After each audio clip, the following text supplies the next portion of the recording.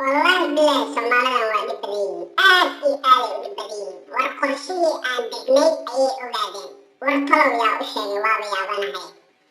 war odayaasha aan rabnay inaan soo magacaabano oo anaga aan dhisno oo malaaqi aan ka dhigno oo ugaasyo aan ka dhigno oo boqor aan ka dhigno oo suldaano aan ka dhigno ujeedadeena waxay ahayd sida aan ku soo gali lahayn mar kale xildhibaanada cusub ee doorashada soo socto waayo siyaasaddu aaday u macaan tahay lacag fiican ayaa laga helaa intaasoo sano oo madaxeeda eradaas ay gaartay oo